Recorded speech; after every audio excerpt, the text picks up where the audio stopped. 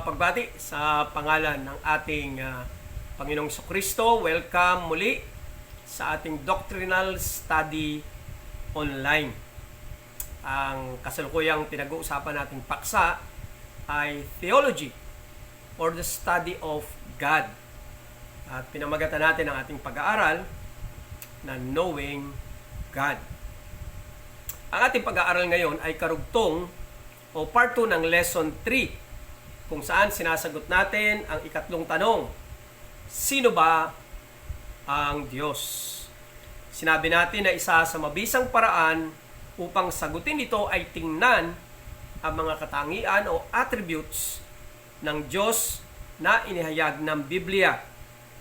Dahil ang kanyang mga katangian ay nagahayag kung sino ang Diyos.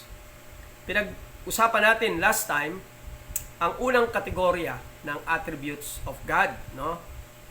O yung tinatawag nating His non-moral attributes o tinatawag na His greatness. Ngayon, tingnan naman natin yung ikalawang kategorya ng attributes ng Diyos. Ito naman yung moral attributes of God. Tinatawag naman itong His goodness. So, moral attributes, ito ang mga moral na katangian ng Diyos. At sabi ko nga, ito ay tinatawag ding the goodness of God.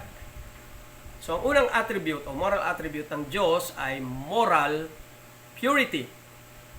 Ang Diyos ay walang bahid ng anumang kasalanan o kasamaan.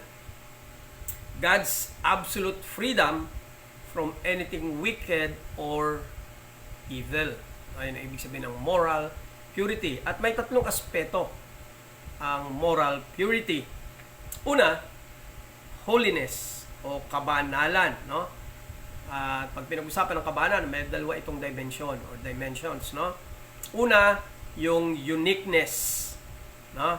Siya ay kakaiba at mataas sa lahat ng nilikha. No? So yun ibig sabihin ng uniqueness, no? He is totally separate from and above all creation.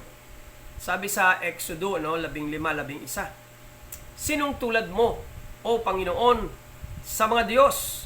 Sinong gaya mo, dakila sa kabanalan, nakakasindak sa maluwalhating gawa, na gumagawa ng mga kababalaghan?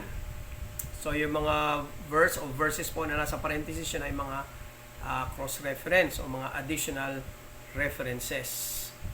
Pangalawang dimension ng holiness ay yung absolute purity. Ibig sabihin nito, ang Diyos ay walang bahid o dungis ng kasalanan. Sa unang Pedro 1:15-16, sa halip, yamang banal ang sa inyo'y tumawag, maging banal naman kayo sa lahat ng paraan ng pamumuhay, sapagkat nasusulat, kayo'y maging banal sapagkat ako'y banal. So, ikalawang aspeto ng moral purity ay righteousness o katuwiran. No? Ang kabanalan ng Diyos na may kaugnayan sa pakikitungo niya sa iba.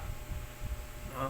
Ang pakikitungo ng Diyos sa iba ay laging matuwid, no? Or righteous. Genesis 18:25, malayong gagawa ka ng ganito, na ang banal ay iyong patayin kasama ng masama. Ano pat ang banal ay makatulad sa masama. Malayong mangyari yan, di ba gagawa ng matuwid ang hukom ng buong mundo. At pangatlo, na aspeto ng moral purity niya ay yung kanyang justice. Sa Tagalog ay justisya. Ang justisya ng Diyos ay nagsasaad na dapat ang lahat ay umaayon sa pamantayan ng kanyang kabanalan. Or everything is required that others conform, or it requires that others conform to the standards of holiness, no? Lahat ng kanyang gagawin ay umaayon sa kanyang kabanalan. Ang hustisya ng Diyos ay nagsasaad na dapat parusahan ang may kasalanan sa Roma 6, 23, no? Ipaghiganti ang mga hinapi, Roma 12:19. At gantimpalaan ng mga matuwid, Deuteronomy 7:9, at maging pantay-pantay sa lahat ng pakikitungo, Acts 10:34. No? At ganoon din, no, sa Awit 89:14, ang katwiran at katarungan ang mga saligan ng iyong trono, ang tapat na pag-ibig at katapatan ay nagpapauna sa iyo. No? So yan ang una, no, na attribute ng Panginoon, moral attribute, no, moral purity. At mamaya, no, pagkatapos ng ating pag-aaral, pwede nyo itong pag-isipan o kung may kasama kayo pag-usapan. Kung ang Diyos ay banal, bakit pinapayagan niya ang masama o ang kasamaan? No, ulitin ko, no? Kung ang Diyos ay banal, bakit pinapayagan niya ang masama o ang kasamaan? No, so, magandang bulay-bulayin yung tanong na yon, no? Pwede natin ilagay sa chat group natin, no? Yung sagot natin, ang opinion natin, o pagkakaunawa natin sa tanong na ito. Kalawang aspeto ng kanyang moral attribute ay integrity, no? Ito mga katangian ng Diyos na may kaugnayan sa katotohanan. So these are attributes of God having to do with the truth. At may tatlong aspeto ang integridad ng Diyos. Una, genuineness. No? Siya ay tunay at totoong Diyos. Ang ibang Diyos ay Diyos-Diyosan lamang. So God is truthful in His nature. Sa Isaiah 45:5-6, ako ang Panginoon at walang iba. Liban sa akin ay walang Diyos. Aking binibigkisan ka, bagamat hindi mo ako kilala, upang malaman ng mga tao mula sa sikatan ng araw at mula sa kanluran na walang iba liban sa akin. Ako ang Panginoon at walang iba. No, siya lamang ang tunay at totoong Diyos, no? Pangalawa ay veracity. Lahat ng kanyang sinasabi ay totoo at gagawin niya, no? So God is truthful in all of His speech. Hebreo 6:18, upang sa pamamagitan ng dalawang bagay na di mababago, na dito hindi maaring magsinungaling ang Diyos, tayong nagtungo sa kanlungan ay magkaroon ng higit na katiyakang panghawakan ang pag-asang nakalagay sa harapan natin. Pangatlo ay faithfulness, no? Part ng kanyang integrity, no? Matapat ang lahat ng kanyang pakikitungo, no? God is faithful in all His dealings.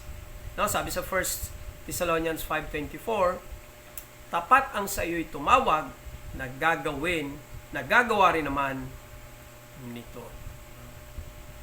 Pangatlo, no, na moral attribute ng Panginoon ay love. No?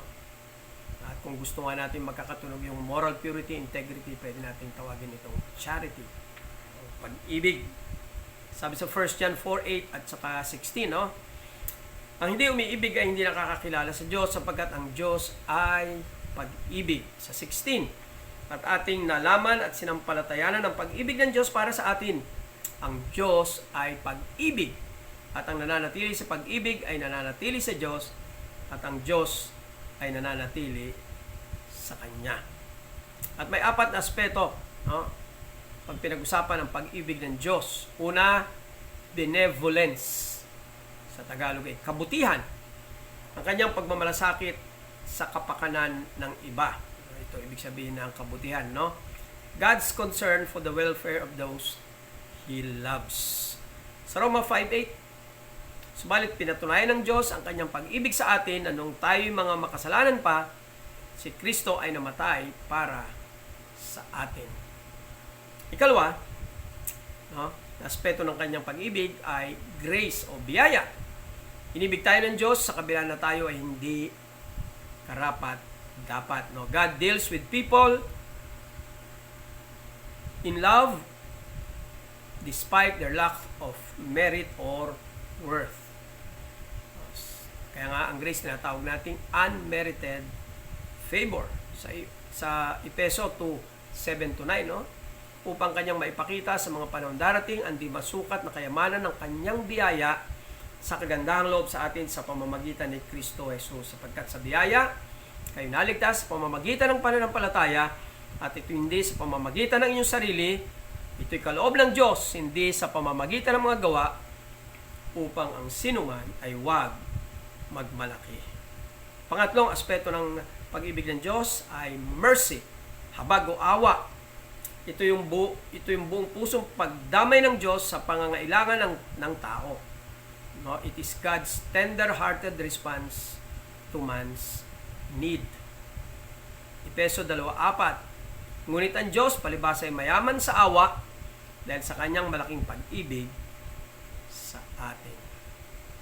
At ika-4 na aspeto ng pag-ibig ay long suffering, no? O pagtitiis ng Diyos. Ang pag-ibig ng Diyos ay matyagang naghihintay sa tao, no? God's love is persistent. Sa unang Pedro 3:20, na noon ay mga suwail nang ang Diyos ay matyagang naghintay noong mga araw ni Noe, habang ginagawa ang daong na noon ay kakaunti. Sa makatwid ay 8 kaluluwa ang naligtas sa pamamagitan ng tubig. Muli, bigyan ko kayo ng isang pag-iisipan o pag-uusapan, no? Kung ang Diyos ay pag-ibig, bakit pinapayagan na may mga tao na pupunta sa impyerno? No? Isipan natin, no? Kung ang Diyos ay pag-ibig, bakit may pinapayagan na mga tao na pumunta sa impyerno? So, conclusion natin sa ating pag-aaral ngayon. Review natin ang moral attributes, o yung tinatawag natin the goodness of God. So, una, yung kanyang moral purity, no? Walang bahid na anumang kasalanan o kasamaan ang Diyos. Nakita natin yung 3 aspeto ng moral purity ng Diyos. Kanyang holiness, may 2 dimensions ito, no? Uniqueness and absolute purity. Yung kanyang righteousness, ang kabanalan ng Diyos na may kaugnayan sa pakikitungo niya sa iba, at yung kanyang justice. So, moral purity. Pangalawa ay integrity. Mga katangian ng Diyos na may kaugnayan sa katotohanan.